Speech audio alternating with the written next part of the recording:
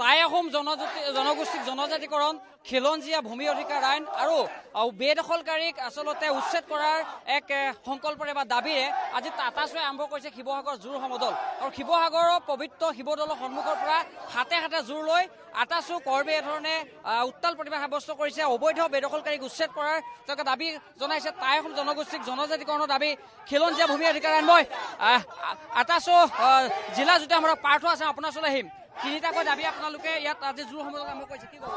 চাওক এটা সক্ৰিয় জাতি আমি আচলতে আমাৰ নিজৰ অধিকাৰ প্ৰাপ্য বিচাৰি আজি ৰাজপথত আমি আন্দোলন কৰিছোঁ চৰকাৰক আমি দাবী জনাইছোঁ যাতে অনতিপলমে আহোমকে ধৰি অসমৰ 6 জনগোষ্ঠীক জনজাতিকৰণ প্ৰদান কৰক আৰু ইয়াৰ সমান্তৰালকৈ চৰকাৰে যি ধৰণে আচলতে অসম সুৰক্ষিত ভৱিষ্যত দিনত যাতে সুৰক্ষিত ৰখাৰ স্বাৰ্থ যি ধৰণে বেদখলকাৰী উচ্ছেদ দিয়ে কাৰ্যসূচী হাতত তাক আমি আদৰণি জনাইছোঁ তাৰ সমান্তৰালকৈ ঐতিহাসিক যিসমূহ স্থান আছে তাৰ স্থানতো যাতে চৰকাৰে যাতে বেদখল মুক্তৰ যি মানে এটা ভূমিকা চৰকাৰে যাতে সক্ৰিয় ভূমিকা লয় আমি তাৰ অনুৰোধ জনাইছোঁ আৰু ভৱিষ্যত দিনত যাতে অসমত খিলঞ্জীয়া যাতে পবিত্ৰ থাকে খিলঞ্জীয়াৰ অস্তিত্ব যাতে বিপদাপন্ন নহয় তাৰ প্ৰতি লক্ষ্য ৰাখি ভৱিষ্যত দিনত চৰকাৰে যাতে নিজৰ কৰ্তব্যসমূহ পালন তাৰ কাৰণে আমি প্ৰতিবাদ কাৰ্য হাতত লৈছোঁ আমি দেখুৱাই আছোঁ শিৱসাগৰৰ শিৱদৌলৰ সন্মুখৰ পৰাই হাতে হাতে জোৰ লৈ জোৰ সমদল আৰম্ভ কৰিছে আটাচু আচলতে খ কৰ্মীয়ে আৰু তেওঁলোকৰ তিনিটাকৈ মূলত দাবী আছে টাই আহোম জনগোষ্ঠীক জনজাতিকৰণ খিলঞ্জীয়া ভূমি অধিকাৰ আইন লগতে অবৈধ যি বেদখলকাৰী সেই বেদখলকাৰীক উচ্ছেদৰ দাবীয়ে তেওঁলোকে এই ধৰণে আচলতে আৰম্ভ কৰিছে এক জোৰ সমদল লগতে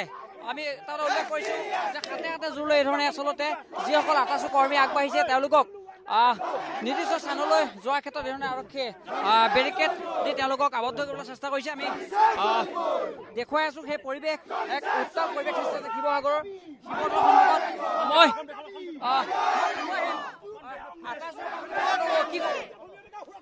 চৰকাৰে নিজৰ জাতীয় দায়িত্বৰ প্ৰতি পিঠি দিছে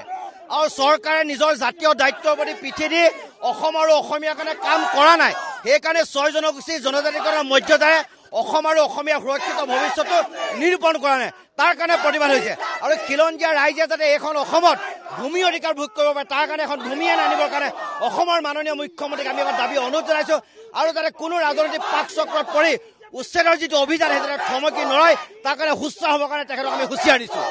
চৰকাৰৰ যি উচ্ছেদ অভিযান আপোনাক সমৰ্থন জনাইছে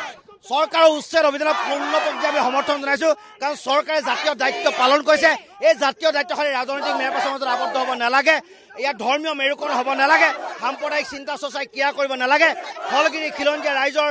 সপক্ষে উচ্ছেদ হওক আমি তাৰ পূৰ্ণ সমৰ্থন আছে নিশ্চিতভাৱে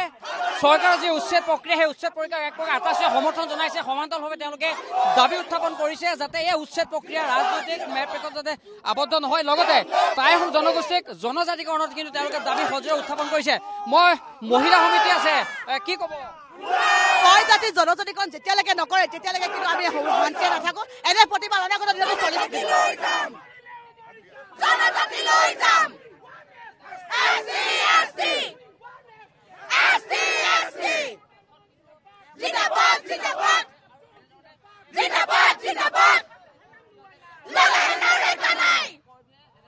আমি দেখুৱাই আছোঁ এয়া আটাচু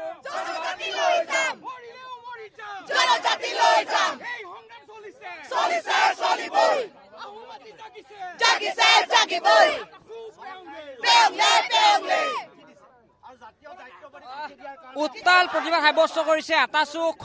কৰ্মীয়ে প্ৰধানতঃ তিনিটাকৈ দাবী টাই আহোম জনগোষ্ঠীক জনজাতিকৰণ খিলঞ্জীয়া ভূমি অধিকাৰ সুনিশ্চিত কৰা লগতে চৰকাৰৰ যি উচ্ছেদ প্ৰক্ৰিয়া সেই উচ্ছেদ প্ৰক্ৰিয়াক সমৰ্থন জনাইছে লগতে অবৈধ বেদখলকাৰীক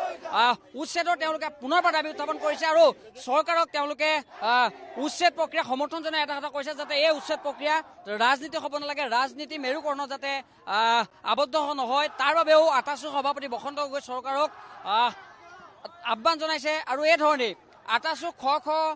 কৰ্মীয়ে মহিলা সমিতিৰ লগতে আটাচু সেইসকল খ কৰ্মীয়ে হাতে হাতে জোৰ লৈ শিৱদৌলৰ সন্মুখৰ পৰা আৰম্ভ কৰিছে এই জোৰ সমদল